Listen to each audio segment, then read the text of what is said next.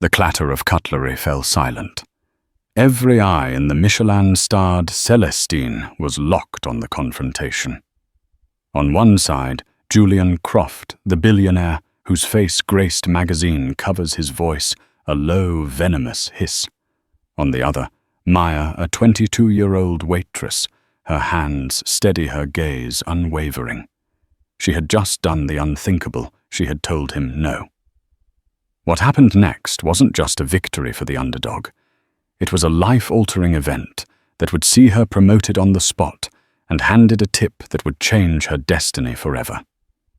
Stay with us to witness the moment one woman's courage rewrote her future. The air in Celestine was a carefully composed symphony. It smelled of money, a subtle blend of vintage leather from the banquettes, the ghost of expensive perfume, and the crisp, buttery aroma of Chef Antoine's signature saffron risotto. From her discreet corner near the service station, Maya Petrov saw the restaurant not as a place of luxury, but as a battlefield. Each table was a potential skirmish, each diner a general to be placated, and each shift was a war of attrition against the exhaustion that gnawed at the edges of her 22-year-old existence. Maya was a ghost in this world of gilded splendor. Her uniform, a stark black dress with a crisp white apron, was designed to make her blend into the polished mahogany walls. Her role was to be efficient, silent, and invisible, a seamless cog in the grand, expensive machine of fine dining. But beneath the practiced smile and the deferential nod, Maya was a tinderbox of raw nerves and fierce ambition. Her life outside these opulent walls was a world away. It was a cramped fifth-floor walk-up in the Bronx that always smelled faintly of her mother's herbal remedies and the turpentine she used for her art. Her dream, the one that fueled her through 16-hour double shifts, was taped to the peeling paint above her bed, an acceptance letter from the Rhode Island School of Design. It was a constant taunting reminder of a future that felt both within her grasp and a million miles away. The scholarship they had offered her was generous, but it barely covered a fraction of the tuition, let alone the cost of living and the expensive art supplies that were as essential as air. And then there was her mother, Eleanor, a woman who had once been a whirlwind of vibrant energy. A folk dancer from the old country was now a fragile silhouette against the window of their small apartment. A chronic illness, as relentless as it was unpronounceable, had stolen her strength, her job as a seamstress, and their meager savings. The mountain of medical bills was Maya's to climb, and every dollar she earned, every tip she pocketed, went towards that Sisyphean task. So Maya worked. She worked until her feet were a geography of blisters, and her smile felt like a hardening mask. She learned the intricate dance of service, how to pour a 1982 Chateau Margaux, without a single drop trembling from the bottle, how to describe the flavor profile of Japanese A5 Wagyu with an almost poetic reverence, and how to anticipate the unspoken needs of the city's elite.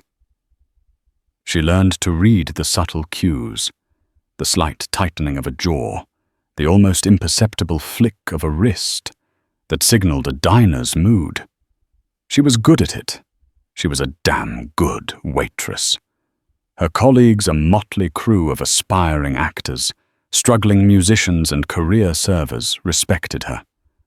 They saw the quiet determination in her grey eyes, the way she never complained, the way she would take a difficult table without a second thought.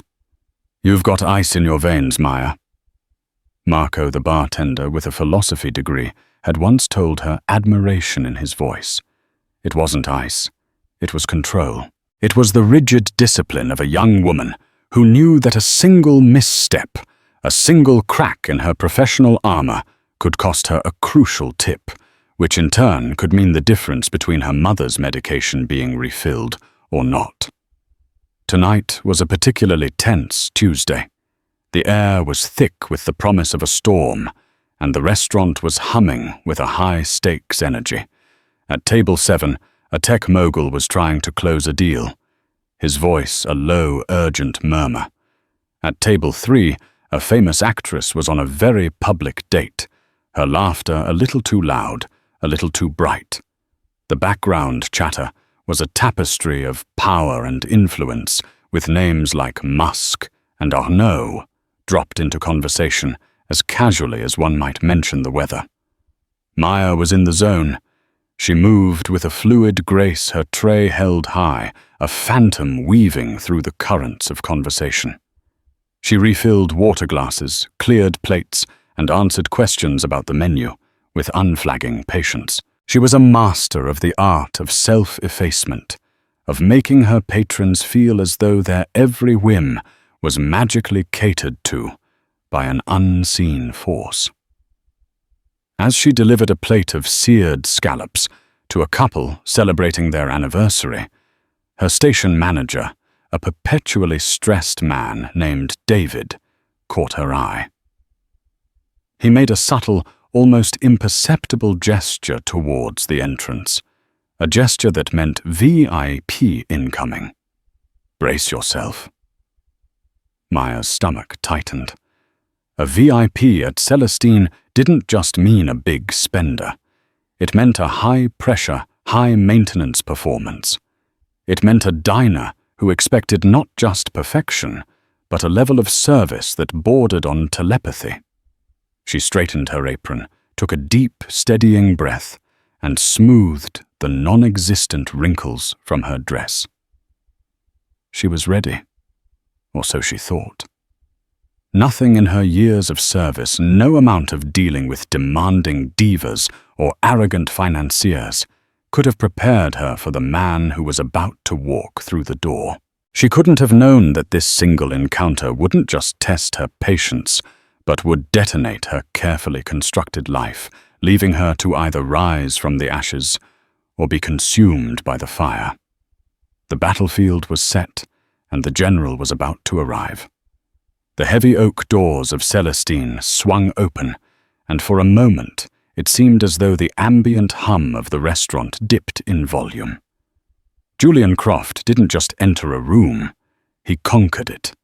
He was a man built of sharp angles and expensive tailoring, his presence sucking the oxygen from the air. His face was a familiar one, often seen on the covers of Forbes and Fortune, usually under headlines that lauded his ruthless business acumen. He was the CEO of Croft Enterprises, a sprawling global conglomerate with its fingers in everything from real estate to cutting-edge technology. He was a titan of industry, a modern-day Midas whose touch turned everything to profit. But as he stood there, surveying the room with a look of bored appraisal, it was clear that his golden touch did not extend to his demeanor. He was flanked by 2 younger men in similarly expensive suits, their expressions a mixture of sycophantic eagerness and nervous tension. Croft ignored the hostess who approached with a practiced welcoming smile, instead striding directly into the dining room as if he owned the place. In a way, Maya thought grimly, he probably did, or at least could afford to buy it on a whim. David the manager scurried towards him, his face a mask of anxious deference. "Mr. Croft, a pleasure to have you with us tonight. Your usual table is ready." Croft waved a dismissive hand, not even gracing David with a glance. "Not that one. The one by the window." He pointed towards table 9, a prime spot that was currently occupied by a quiet elderly couple who looked to be celebrating a special occasion. David paled slightly. "Sir, that table is currently occupied. I have your preferred table number 12 in the more private alcove." "Are you deaf?" Croft's voice was low, but it cut through the murmuring diners like a shard of ice. "I said I want that one. Tell them to move." A wave of discomfort rippled through the nearby tables. Diners shifted in their seats, their forks paused mid-air. The elderly man at table 9 looked up, his expression confused, while his wife placed a calming hand on his arm.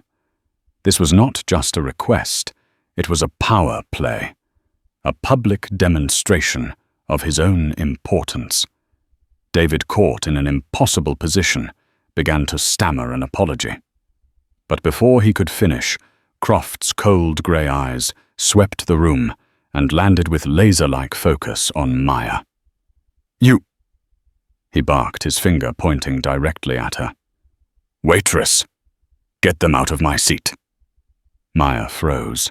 Every instinct, every fibre of her being screamed at her to protest, to defend the quiet couple who were now the subject of this public humiliation. But the ironclad training, the desperate need for this job, held her in place. She felt the weight of 100 pairs of eyes on her. This was her table now. David, looking relieved to have an out, gave her a frantic, pleading look before retreating. Taking a slow, deliberate breath to quell the tremor in her hands, Maya approached Julian Croft. "Good evening, sir," she said, her voice a model of professional calm. "My name is Maya, and I will be taking care of you this evening." She made a conscious choice to ignore his initial command, hoping to reset the encounter. "Perhaps I could get you and your guests started with a drink while we prepare a beautiful table for you." Croft stared at her, a flicker of surprise in his eyes that was quickly replaced by annoyance. He was not used to being managed, even subtly. "Did I ask for your name?" he sneered. "I gave you an instruction. Move them." "Sir, the couple at that table are our guests, just as you are," Maya said, her voice still even, but with a new edge of firmness. "I would be happy to see if they are close to finishing, but I cannot ask them to leave their table. We have another, equally wonderful window table available right here." She gestured to the adjacent empty table. One of Croft's young associates stepped forward. "Perhaps we should just take the other table, Julian," he murmured, clearly mortified by the scene. Croft shot him a look that could curdle milk. "Are you making decisions for me now, Peterson?" The associate shrank back as if struck. Croft turned his venom back to Maya. "This is Celestine, is it not? I have spent more money in this restaurant than you will make in your entire miserable life. If I want that table, I get that table. Now do your job." The word miserable struck a nerve. It conjured an image of her mother's pale face, the stack of bills on her nightstand, the smell of turpentine that clung to her clothes. It was a life of struggle, yes, but it was not miserable. It was a life filled with love and a fierce, burning hope. This man in his cocoon of wealth and privilege knew nothing of it. The silent drama had reached a fever pitch. The elderly couple at table 9 were now gathering their things, their faces flushed with embarrassment, clearly wanting to escape the spotlight. The woman sent Maya a small, apologetic smile. That smile broke something in Maya. It was the final, unbearable indignity. This was no longer about a table. It was about basic human decency. As Croft and his entourage began to move towards the now vacating table, Maya took a half-step forward. The stage was set for a confrontation she never wanted, but one she now realized she could not avoid. The Titan had arrived, and the waitress, the ghost in the machine, was about to find her voice. The air in Celestine grew thick and heavy, charged with the unspoken tension of the unfolding drama. The quiet clinking of glasses and the soft murmur of conversations had all but ceased. Every diner, from the tech mogul at table 7 to the actress at table 3, was now an unwilling audience to the raw display of power at table 9. As Julian Croft slid into the still warm banquette, a smug, triumphant look settled on his face. He had won. The world had bent to his will, as it always did. He tossed the linen napkin onto his lap and looked up, expecting to see Maya standing there, pen and pad in hand, ready to take his order with a cowed obedience. Instead, he found her standing perfectly still, her hands clasped behind her back, her expression unreadable. There was no fear in her eyes, no anxious deference. There was only a calm, steady light that seemed to burn with an intensity that unsettled him. "Well," he snapped, his impatience returning, "are you going to stand there all night? Or are you going to take our order? I trust you can remember it. Or is that too much to ask?" Maya took a slow, deliberate breath, the sound of it seeming to echo in the silent room. "Sir," she began, her voice clear and carrying devoid of the hushed tones of a typical waitress. "Before I take your order, I feel it is important to establish something." Croft raised an eyebrow, a cruel, amused smile playing on his lips. "Oh, and what might that be?" "My name," Maya said, her gaze locked onto his, "is Maya, not Waitress. And while I am here to provide you with excellent service, I am not your servant. My dignity is not on the menu this evening, and it is not for sale." A collective gasp rippled through the restaurant. David, the manager, who had been hovering near the kitchen entrance, looked as if he was about to have a coronary. One of Croft's associates physically flinched, burying his face in his menu. Croft's amusement vanished, replaced by a dark, thunderous rage. His face, usually a mask of controlled power, contorted into a snarl. "Who in the hell do you think you are?"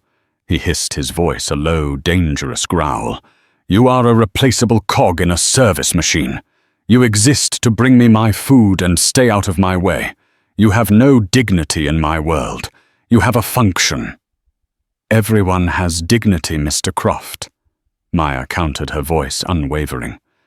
"Perhaps in your world you're so high up you can no longer see the people who hold the ladder.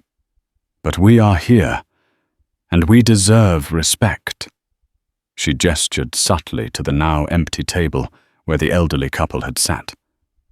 "Those people were your fellow guests.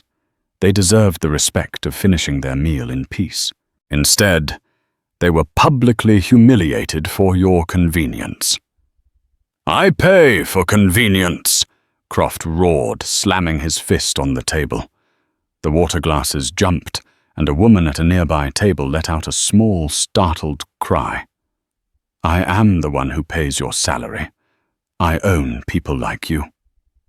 "You don't own me," Maya said, her voice dropping to a quiet, intense level. "You can't. My father was a steel worker who worked himself into an early grave to give me a chance in this country. My mother scrubs floors on her good days to help me pay for my education. They taught me that wealth is not a measure of a man's worth, but his character is. And what I have seen of your character tonight, sir, is bankrupt." The silence that followed was absolute. It was as if the city itself was holding its breath. Maya had not just talked back to a customer. She had delivered a searing indictment of a man who believed himself to be untouchable.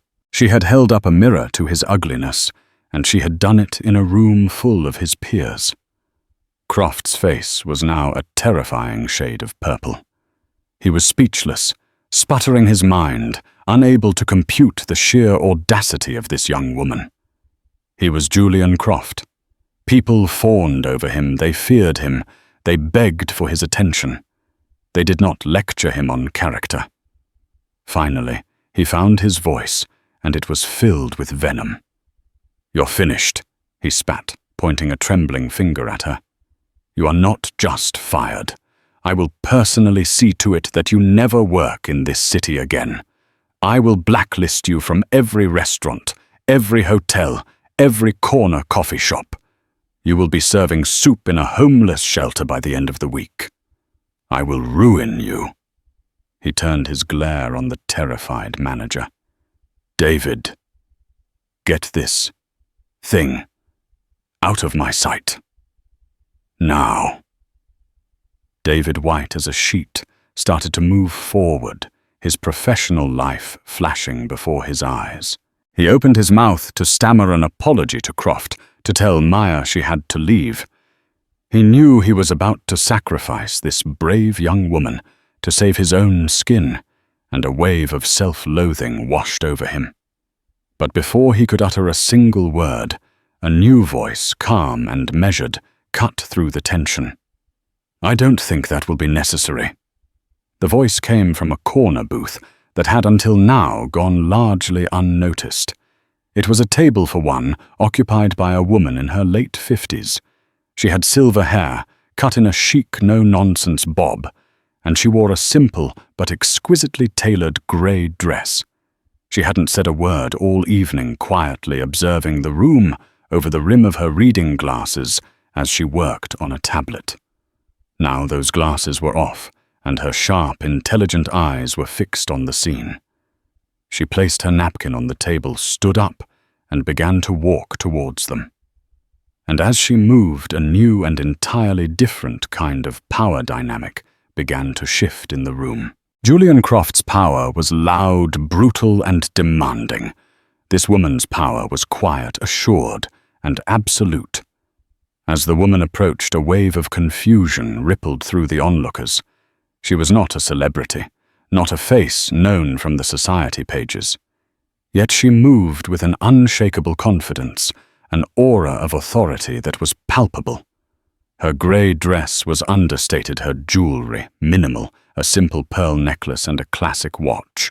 She was the antithesis of Julian Croft's ostentatious display of wealth. Croft, still incandescent with rage, turned to her with a dismissive scowl. "And who are you?" he demanded. "The manager's replacement." "Don't bother. I want this place shut down." The woman stopped directly in front of their table, her gaze not on Croft, but on Maya. She gave Maya a small, almost imperceptible nod of approval before turning her cool, analytical eyes to the billionaire. "My name is Eleanor Vance," she said, her voice even and clear. The name meant nothing to most people in the room. But to Julian Croft, it was like a bucket of ice water to the face. His jaw, which had been set in a furious line, went slack. The blood drained from his face, leaving his skin a pasty, unhealthy grey. His two associates looked at each other in sheer, unadulterated panic. Eleanor Vance was not just any woman.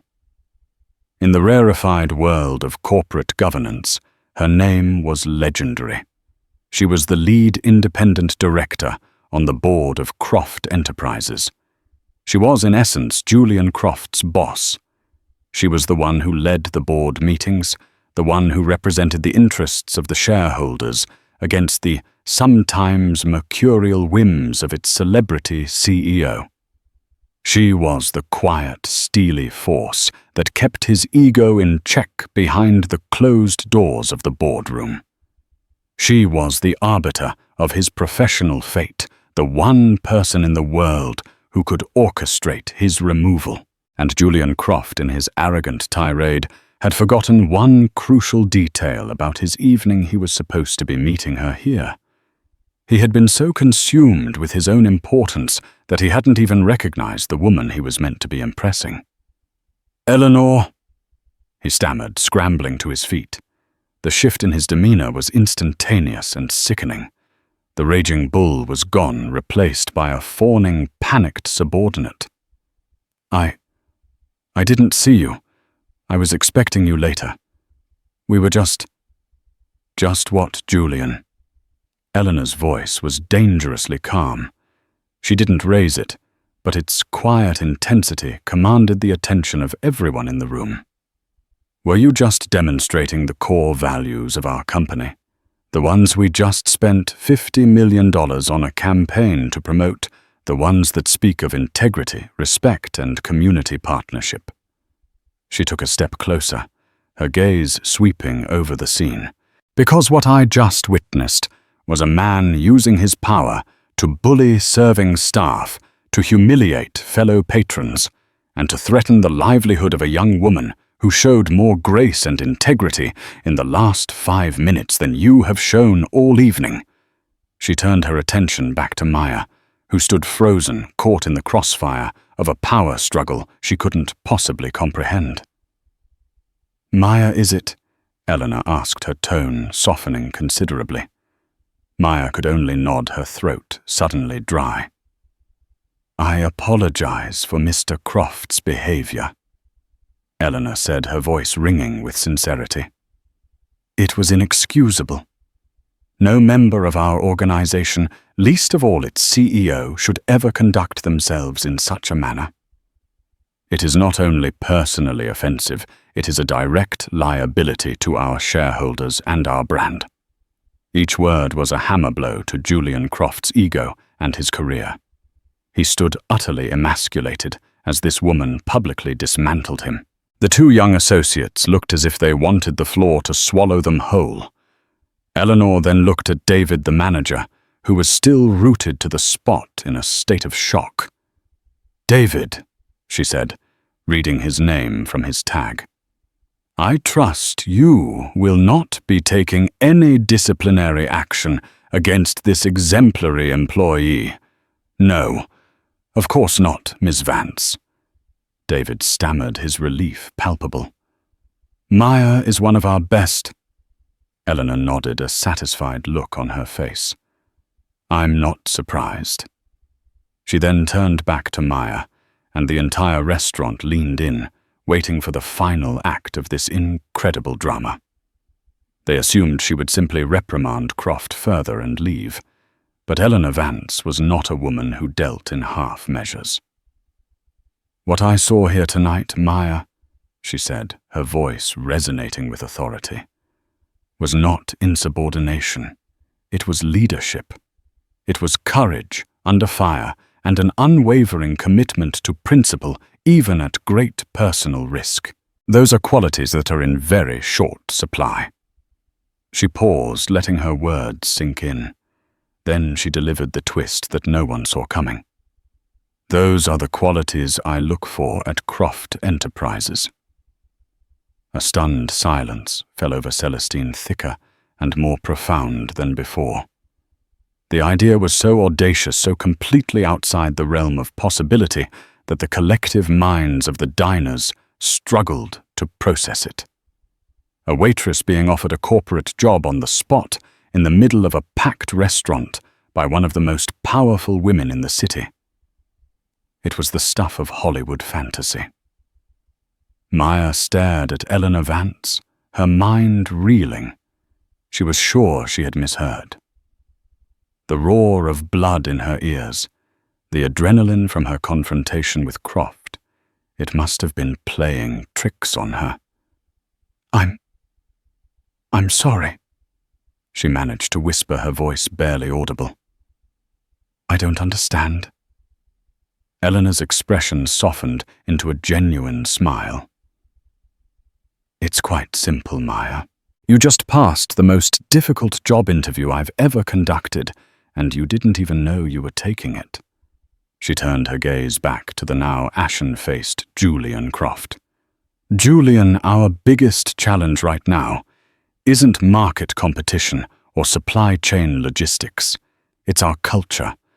We have a rot of arrogance and entitlement, spreading from the top down, a belief that our market cap gives us a free pass on basic human decency. You have just provided me with Exhibit A." She then looked back at Maya. "And you, young lady, have provided me with the antidote." She reached into the small, elegant clutch she had left at her table and retrieved a business card. She walked over to Maya and placed it firmly in her hand. Maya looked down at the embossed lettering, "Eleanor Vance, Lead Independent Director, Croft Enterprises."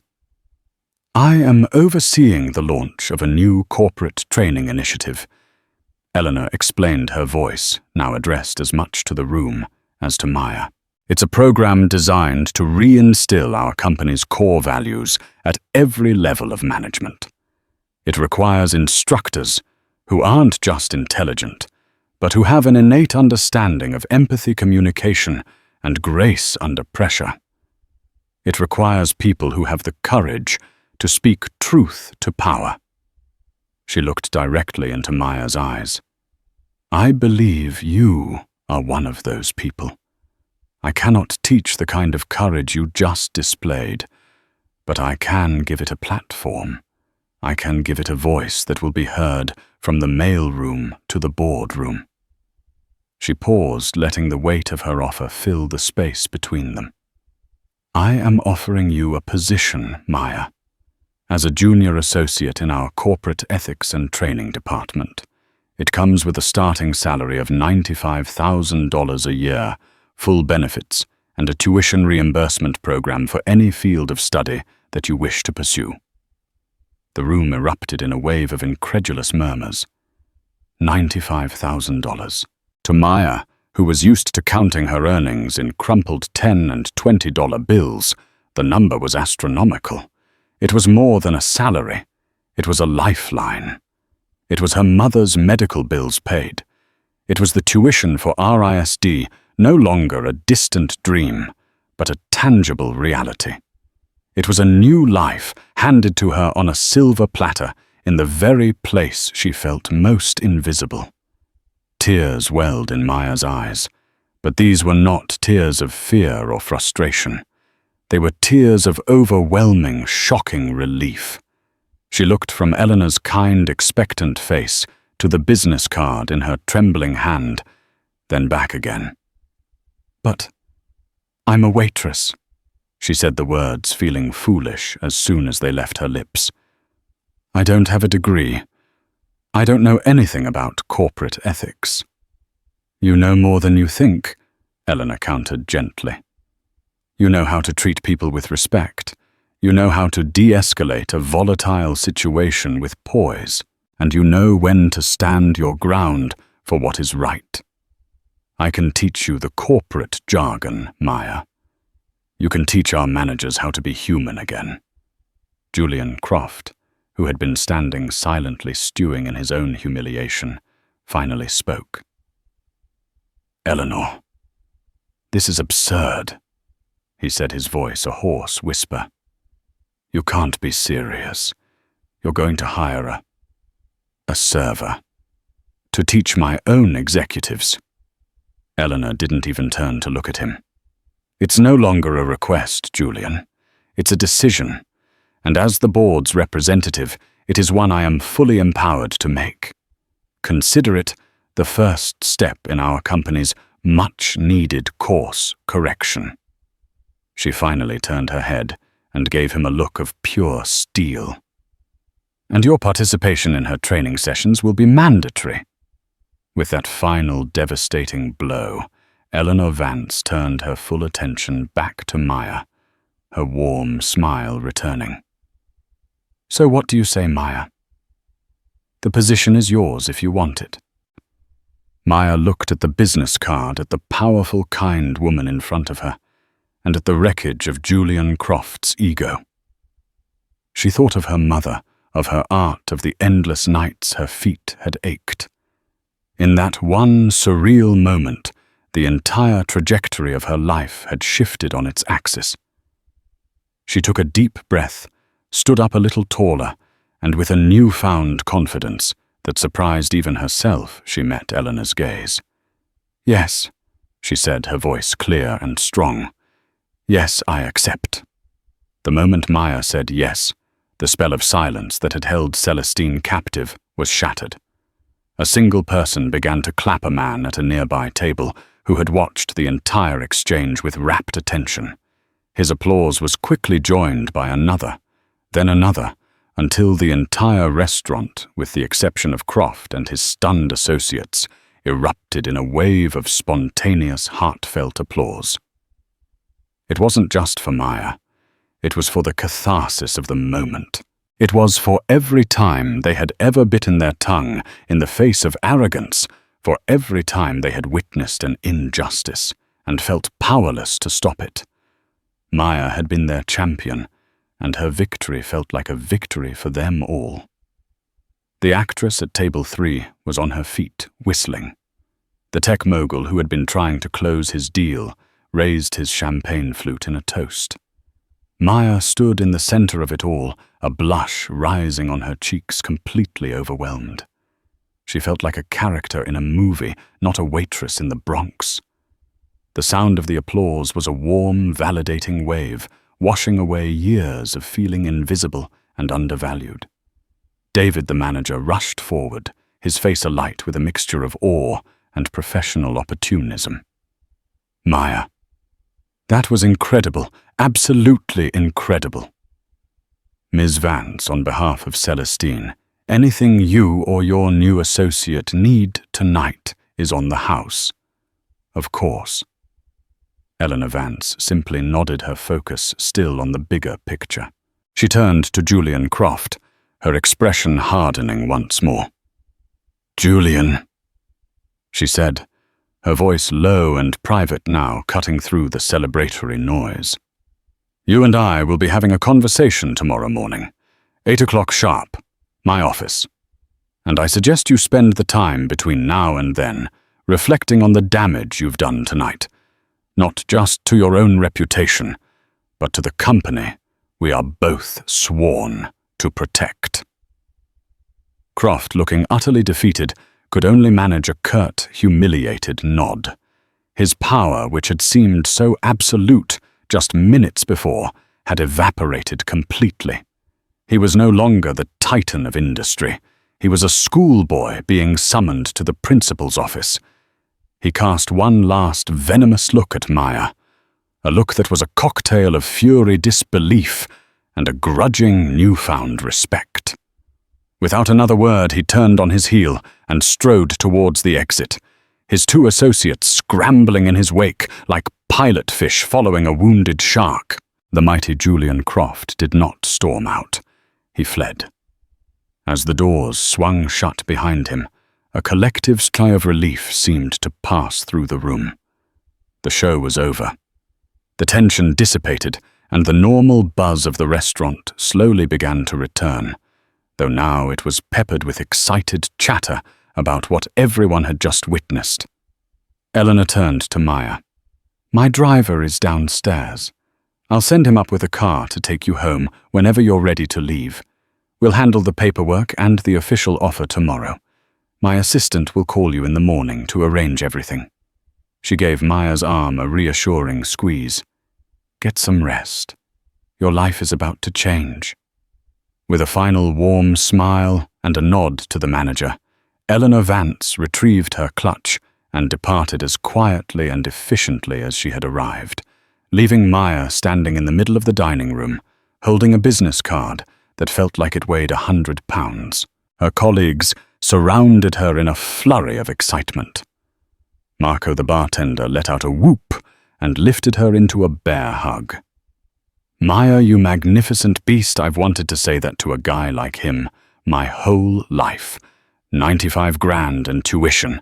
Another waitress breathed, her eyes wide with disbelief. "Maya, you're a legend." Maya laughed, the sound a little shaky, a little hysterical. It all felt so surreal, so impossible. David, seeing her dazed expression, stepped in. "All right, everyone, give her some space. Maya, why don't you go ahead and clock out? Take the rest of the night. Hell, take the rest of the week off." She nodded numbly, allowing herself to be guided towards the staff changing rooms. As she untied the apron that had felt like a second skin for so long, she caught her reflection in the mirror. It was the same face, the same tired grey eyes, the same determined set of her jaw. But everything behind the eyes was different. The gnawing anxiety about her mother's health, the crushing weight of her financial struggles, the fear that her dream of art school would forever remain. Just a dream, it had all in the space of 15 minutes been lifted. She changed back into her worn jeans and t-shirt, the simple clothes of her real life. But as she walked out of Celestine's grand entrance, leaving the world of saffron risotto and vintage wine behind, she wasn't the same girl who had walked in that afternoon. The invisible waitress was gone. In her place was Maya Petrov, a future artist, a future corporate trainer, a woman who had stared down a billionaire and won. As she stepped into the cool night air, she looked up at the stormy sky, took a deep breath of freedom, and waited for the black car that was coming to take her home to her new life. The black town car was an alien cocoon of silence and leather, gliding through the rain-slicked arteries of New York. Maya sat perfectly still on the plush seat, watching the familiar, gritty landscape of the Bronx slide past her window. The bodegas with their vibrant awnings, the basketball courts slick with rain, the brick apartment buildings standing like stoic, tired sentinels. It was the world she knew, but tonight she was seeing it through a new lens. The city lights blurred into streaks of neon and gold, a watercolor painting viewed through the tears that she kept wiping away. In her hand, the business card felt like a talisman, a solid, tangible anchor in the swirling sea of unreality. Eleanor Mossovant, lead, independent director, Croft Enterprises. The embossed letters felt warm against her skin. When the car purred to a stop in front of her fifth-floor walk-up, the driver, a kind-faced man in a crisp suit whose name was Arthur, came around to open her door. He held a large black umbrella over her head as she stepped out, shielding her from the persistent drizzle. "Be careful on the steps, miss," he said, his voice laced with a genuine respect she wasn't accustomed to from anyone outside her family. It was a small gesture, but it felt monumental, the first subtle shift in how the world would now see her. She was no longer just a waitress rushing home from a long shift. She was a woman of importance escorted by a private driver.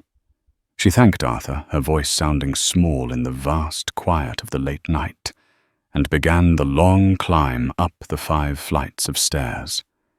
Each step was a familiar ache in her calves, but tonight the climb felt different. It was no longer a weary ascent into exhaustion, but a final pilgrimage out of her old life. With each floor, she felt the weight of the day. The years of struggle begin to recede, replaced by a giddy, feather-light sense of disbelief. She turned the key in the lock as quietly as possible, the familiar click echoing in the small apartment. The air inside smelled of her mother's chamomile tea and the faint, comforting scent of old books. Lena was asleep in her worn armchair, a patchwork quilt clutched in her hand, the television murmuring a late-night talk show. The blue light flickered across her mother's face, illuminating the lines of worry and fatigue that even sleep couldn't erase. A wave of overwhelming love washed over Maya. This woman who had sacrificed everything for her, who faced every day of pain with a quiet, uncomplaining grace, was the why behind every double shift, every swallowed insult, every moment of despair. Maya gently took the remote and turned off the television, plunging the room into a soft darkness punctuated by the city's glow from the window. She draped a thicker blanket over her mother's frail shoulders and leaned down to kiss her forehead, her hair smelling of the lavender soap Elena insisted on using. The urge to wake her, to shake her gently, and shout the impossible, glorious news was almost overwhelming. "Mama, we're safe. Mama, you don't have to worry anymore. Mama, I'm going to be an artist." The words were a frantic drumbeat in her chest, but she resisted. She let her sleep. This news was too big, too world-altering to be delivered in the exhausted twilight hours. It deserved the full light of morning, a clear head, and a fresh pot of coffee. For now, Maya just wanted to watch her mother sleep peacefully, a peace she now knew she could protect forever.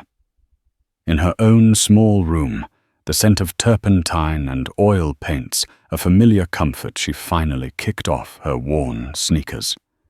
She sank onto the edge of her bed, the mattress sighing under her weight. And there, in the solitude of her sanctuary, with her unfinished canvases leaning against the wall like patient friends, she allowed the dam to break. The tears came silent at first, then turning into quiet, body-shaking sobs. They weren't tears of fear or frustration, but of a profound, bone-deep catharsis. It was a torrent of emotion washing away the years of silent struggle, of gnawing anxiety, of the crushing fear that she was destined to forever be trapped by circumstance. She cried for the girl who had to grow up too fast, for the dreams she thought she'd have to abandon, and for the simple, shocking joy of a future that had just been rewritten.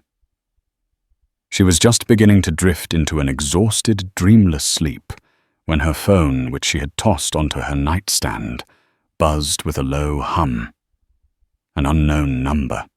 Her first instinct was to ignore it, to let the world wait until morning. But a strange premonition, a feeling that this incredible night was not yet over, made her reach for it. Hesitantly, she swiped to answer. "Hello." "Is this Maya Petrov?" a voice asked. It was a deep male voice, stripped of its customary power and resonance. It was subdued, almost hollow, yet she recognized it instantly. A jolt went through her, every nerve ending firing at once. She sat up straight. "Mr. Croft," she said, her voice cool and guarded. "Please," he said, and she could hear the effort in his voice. "Julian. And I realize I have no right to be calling you, and certainly not at this hour. I apologize."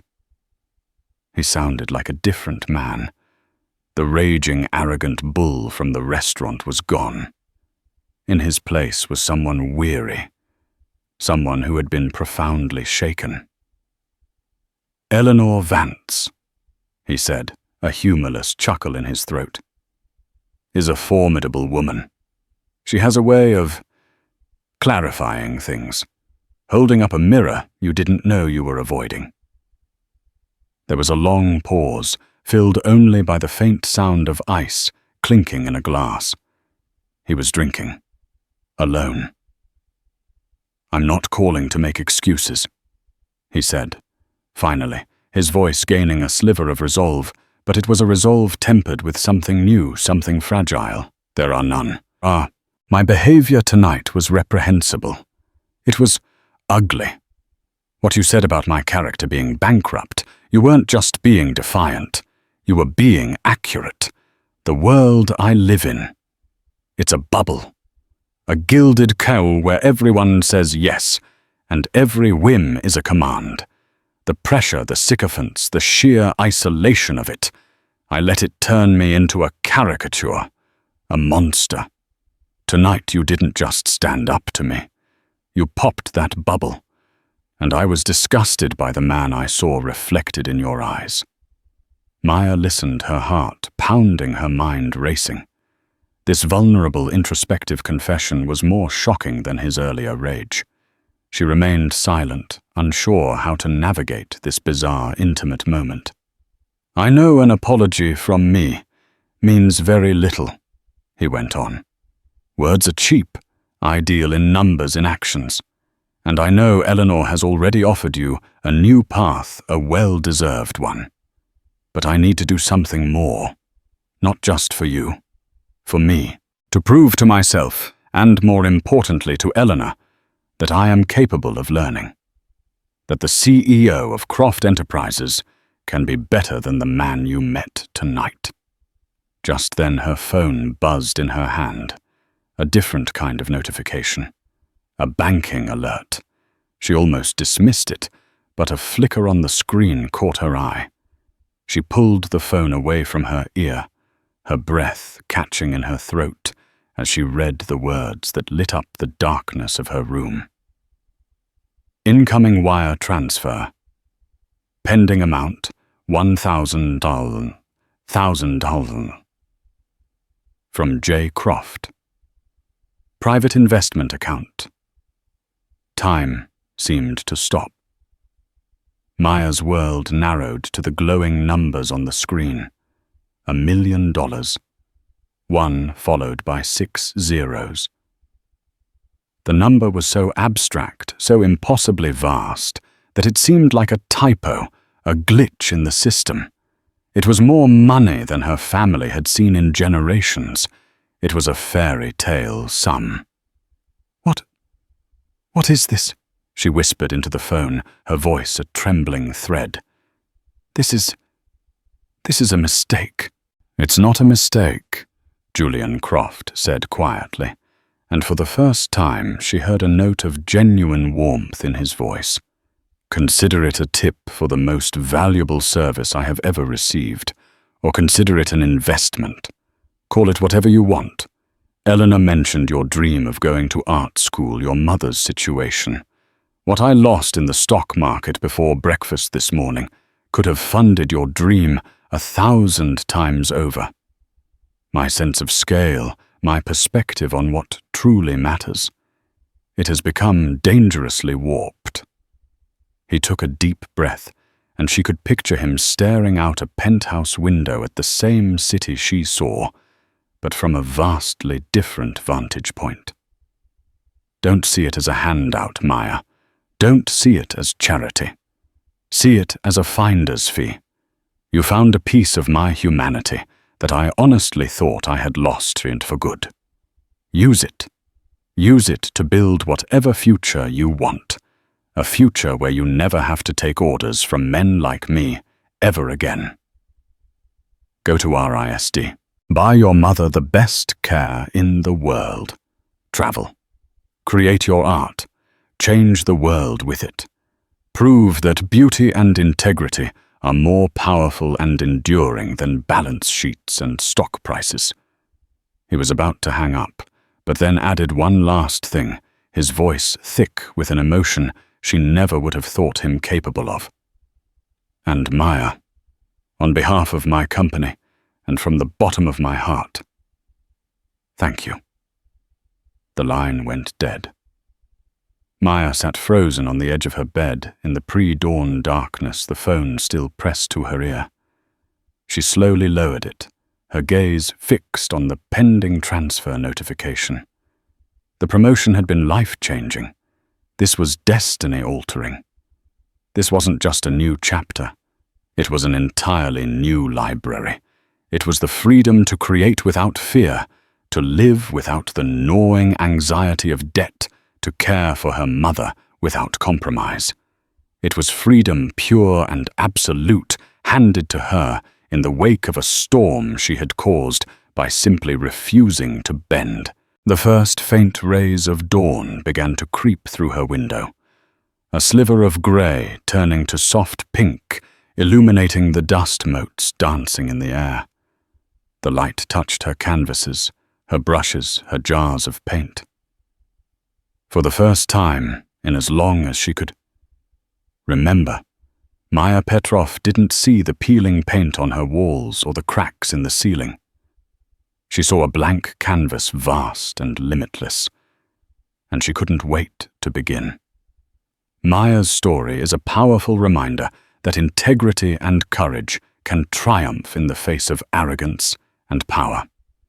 It's about that one moment when you choose to stand up for what is right, not knowing what the consequences will be. It proves that one voice speaking with clarity and conviction can be louder than all the money in the world. Have you ever witnessed a moment like this, or wished you had the courage to do what Maya did? We believe these stories are all around us in quiet acts of bravery that often go unnoticed. Share your own stories of standing up or witnessing courage in the comments below. If this story inspired you, please give this video a like and share it with someone who needs a reminder that their voice matters. And don't forget to subscribe and hit the notification bell so you won't miss our next real-life drama that will have you on the edge of your seat.